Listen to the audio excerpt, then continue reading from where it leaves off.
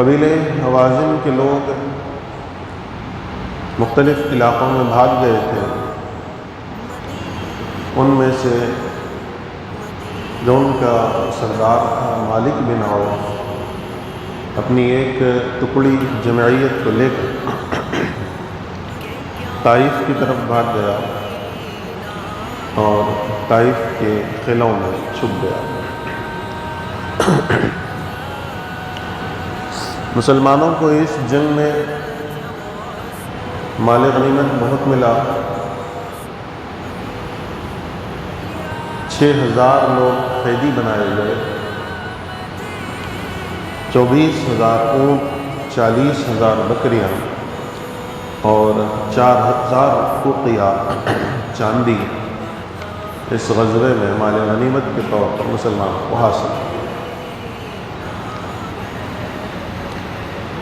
اس جنگ میں ہم نے اس سے قبل عرض کیا تھا کہ کچھ لوگ ایسے تھے جنہوں نے اسلام کے غلبے کو دیکھ کر، مسلمانوں کے مکہ کو فتح کرنے کو دیکھ کر اسلام قبول کیا تھا، اور ابھی وہ پکے مسلمان نہیں تھے، اور بعض جو اسلام قبول نہیں کیے تھے ویسے بھی لوگ اس جنگ میں مسلمانوں کی طرف سے شامل ہو گئے تھے۔ تو جب مسلمانوں کو ابتدا میں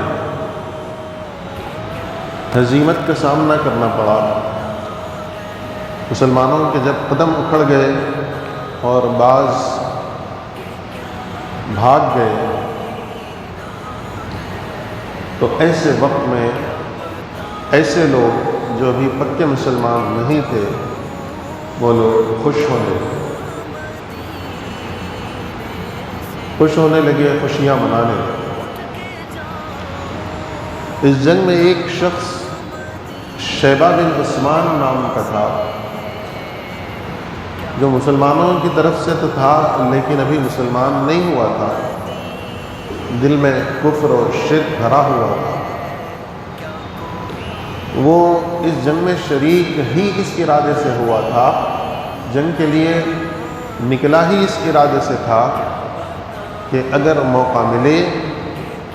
تو محمد الرسول اللہ صلی اللہ علیہ وسلم کے اوپر وار کروں اور ان کو شہید کروں، اس کا یہی ارادہ ہے۔ وہ خود کہتا ہے شیبہ بن عثمان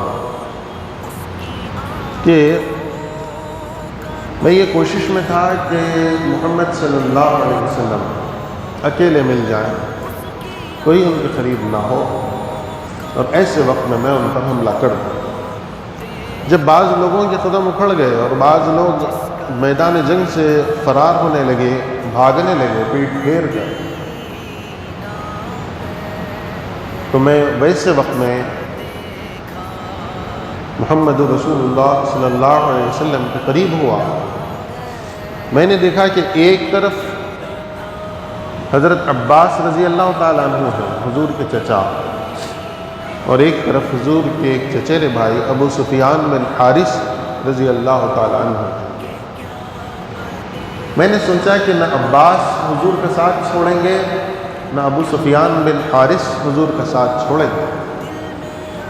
اس لیے سیدھی جانب سے اور بائیں جانب سے کوشش کرنا بیکار ہے، اس لیے میں پیچھے چلا گیا۔ پیچھے تو کوئی نہیں تھے، میں نے کوشش یہ کی کہ پیچھے سے وار کروں۔ وار کرنے کے لیے جب میں تلوار لے کر تلوار کا وار کرنا چاہا، آگے بڑھا، تو اچانک میں نے دیکھا کہ ایک آگ بھڑک رہی ہے میرے سامنے، اور اگر میں کوشش کروں تو اس آگ کا میں ایندھن بن جاؤں، اس آگ میں جل کر میں راکھ ہو جاؤں۔ ایک بجلی سی چمکی، میں پیچھے ہٹ گیا۔ اسی وقت سرکار حضور پاک علیہ الصلوۃ والسلام میری طرف اپنی نگاہ فرمائے، اپنی توجہ فرمائے، اور ارشاد فرمایا اے شیبہ کہاں ہے، ادن منی میرے قریب آؤ۔ حضور نے فرمایا اے شیبہ میرے قریب آؤ، دور کیوں ہٹتے ہو؟ اور اسی وقت حضور نے میرے سینے پر ہاتھ رکھ کر دعا کی، اللہم اذہب عنہ الشیطان، اے اللہ شیطان کو اس سے دور بھگا دے۔ اب جب میں نے حضور صلی اللہ علیہ وسلم کو دیکھا تو اب تک حضور پاک علیہ السلام میرے سامنے ایک دشمن کی حیثیت رکھتے تھے، میں انہیں دشمن سمجھتا تھا، لیکن جیسے ہی حضور نے میرے سینے پر ہاتھ رکھ کر دعا فرمائی تو میری جان، میرے آنکھ، میرے کان ہر چیز سے زیادہ میرے لیے محبوب، میرے لیے پسندیدہ حضور ہو گئے، حضور ہو گئے۔ اس کے بعد جنگ کے ختم ہونے کے بعد، جنگ تو چل رہی تھی، اسی وقت حضور نے فرمایا کہ اے شیبہ جاؤ کفار سے لڑو۔ حضور کا فرمانا تھا، آیا تو اس ارادے سے تھا کہ حضور کو شہید کر دوں، لیکن جیسے ہی حضور نے یہ فرمایا کہ جاؤ کفار سے لڑو، کفار پر بے تحاشا نڈر ہو کر ٹوٹ پڑا اور لڑنے لگا، اور میری خواہش تھی کہ حضور کے دفاع میں، حضور کے ڈیفنس میں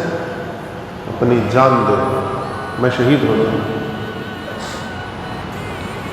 جنگ کے بعد حضور صلی اللہ علیہ وسلم ایک مرتبہ اپنی خیام گاہ میں تشریف فرما تھے، میں گیا تھا حضور کی بارگاہ میں گیا تو اس وقت حضور نے ارشاد فرمایا، میں نے حضور کو اپنے ارادے سے آگاہ نہیں کیا تھا،